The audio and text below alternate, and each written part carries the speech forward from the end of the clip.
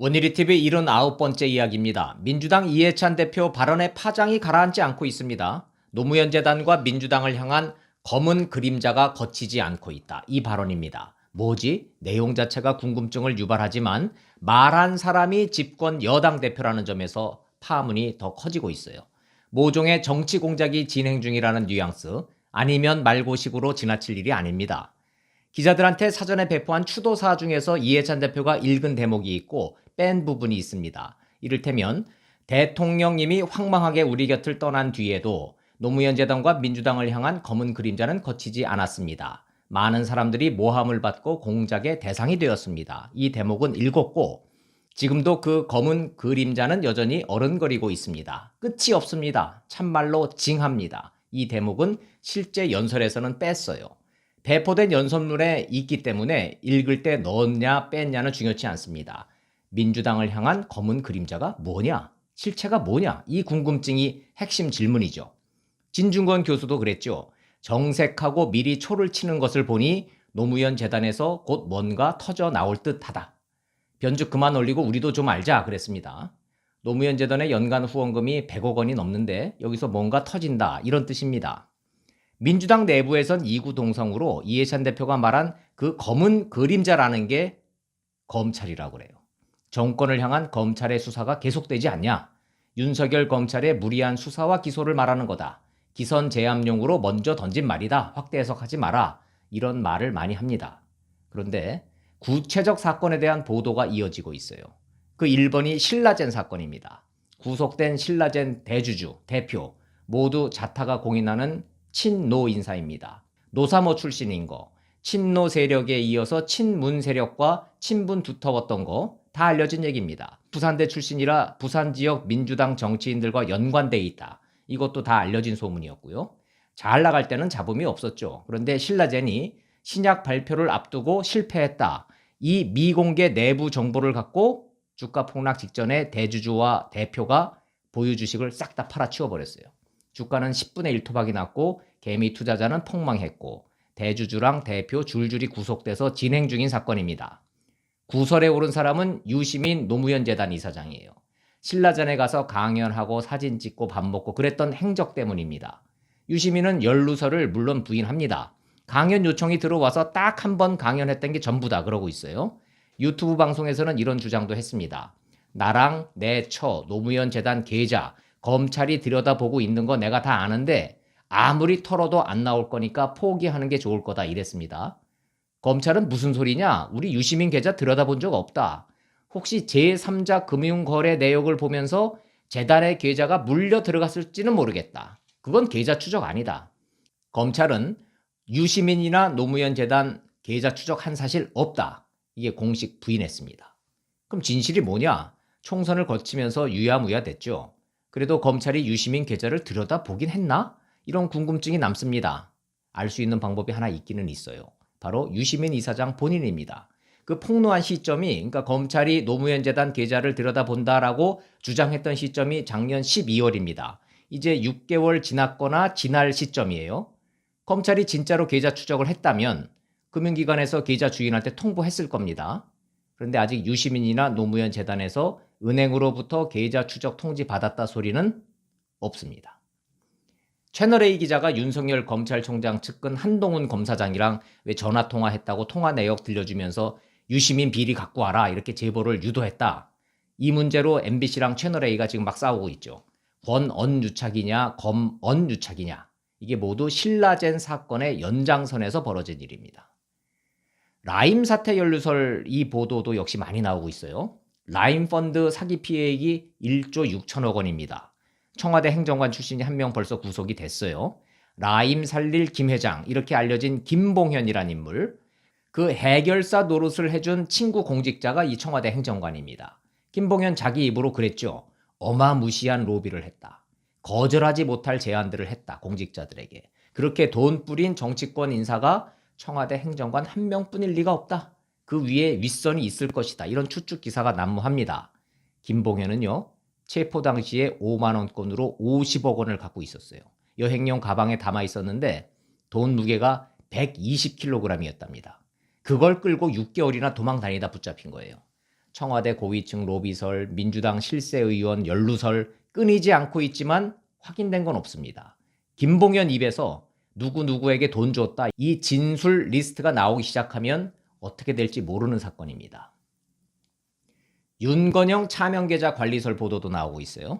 노무현 재단 산하에 미래발전연구원이라는 게 있습니다. 그 기획실장을 윤건영이 맡았었죠. 윤건영이 누굽니까? 문재인 대통령의 복심이고 청와대 국정상황실장이었고 이번에 구로울 공천받아서 국회의원 됐습니다.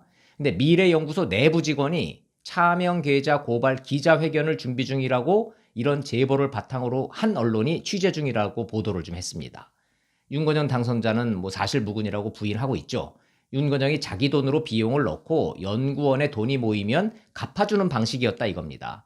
계좌 명의자도 윤건영이 아니고 해명 자료와 증거 다 있다 이렇게 반박하고 있어요. 노무현 재단 후원금이 연간 100억 원이 넘는다 그랬지 않습니까? 재단의 회계 처리가 정의연처럼 엉망이지 않았다. 차명계좌 그런 거 자체가 없다. 이게 공식 입장이에요. 모든 공작설의 종착역은 검찰입니다. 검찰이 이런 걸 뒤진다, 누구를 수사한다, 온갖 설이 난무하는데 민주당에서도 검찰에서도 구체적인 내용이 나오는 게 없어요. 이게 현재까지의 상황입니다. 그럼 이해찬 대표가 아무 실체 없는 음모설, 공작설을 공식적으로 말한 거냐? 그냥 검찰 수사에 대한 선제적 물타기, 예방주사 백신 맞은 거냐? 그럴 수도 있고 아닐 수도 있고 현재로서는 알 길이 없습니다. 근데 저는 이 상황을 지켜보면서 25년 전 DJ와 YS의 대선 자금 사건이 떠올랐습니다.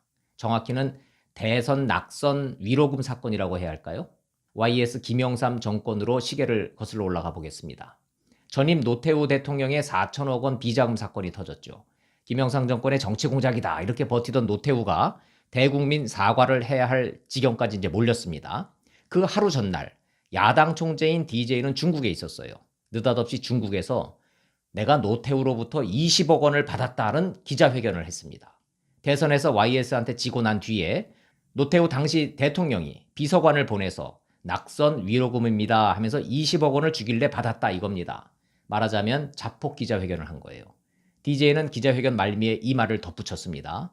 떨어진 내가 20억 원을 받았다면 당선된 YS는 엄청난 돈을 받았을 거다. YS 대통령은 진실을 밝혀라 이랬습니다. YS요? 눈도 깜짝 안 했죠. 오히려 역공했습니다. DJ가 받았다는 돈이 20억 원? 택도 없다. 더 있을 거다 이랬어요. 소위 20억 플러스 알파설로 역공했습니다. 진실은요. 15년이 지난 2000년에 밝혀집니다.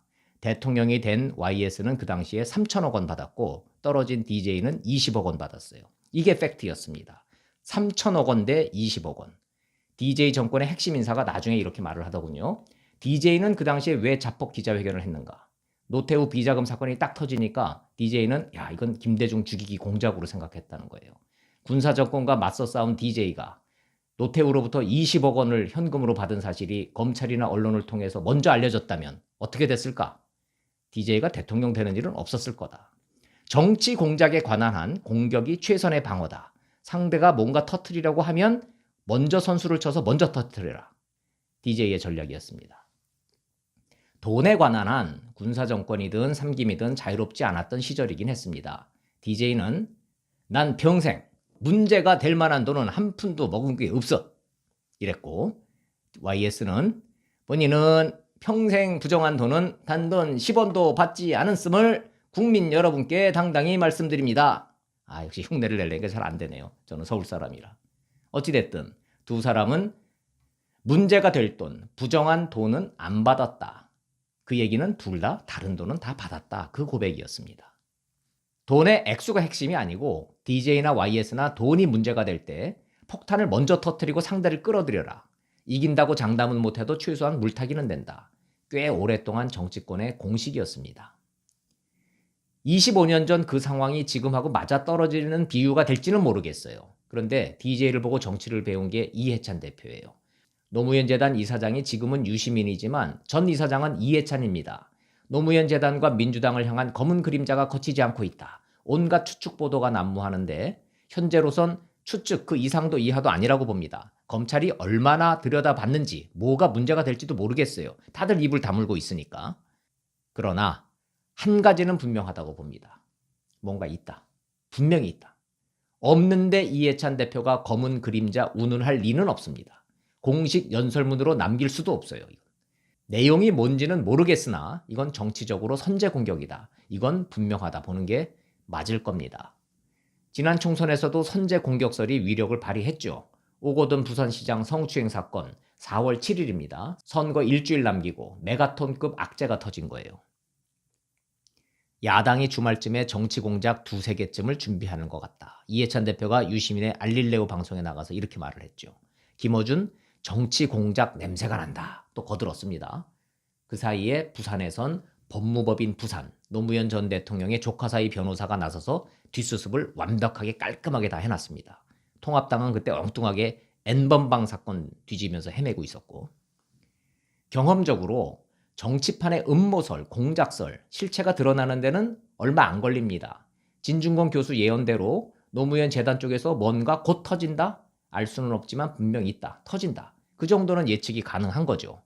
역사는 반복되는 거고 결국 터진다면 돈 문제일 텐데 발화 지점이 신라젠인지 라임인지 울산 선거 개입인지 아니면 윤미향과 정의연인지 그건 아직도 잘 모르겠다 이겁니다.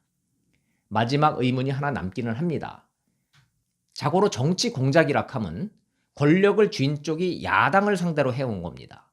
근데 이번엔 권력을 쥔 집권 여당 대표가 그것도 범여 190석 압승해서 절대 권력을 쥔 쪽이 검은 그림자 공작설을 제기하고 있어요. 아무튼 조금만 더 기다리다 보면 뭔 일이 벌어지는지는 알 수 있을 것 같습니다. 오늘 방송을 마치기 전에 라이브 방송 공지 하나 하겠습니다. 28일 목요일 저녁 8시 방송에서 익숙한 김병민 교수와 함께 윤미향 사태의 본질과 검찰 수사 그리고 시민사회단체의 남은 과제 이런 주제로 여러분과 함께 소통하고 공감하는 시간을 가져보도록 하겠습니다. 28일 목요일 저녁 8시 김병민과 함께하는 원일이 TV 생방송 많은 참여 부탁드리겠습니다. 원일이 TV 마칩니다. 고맙습니다.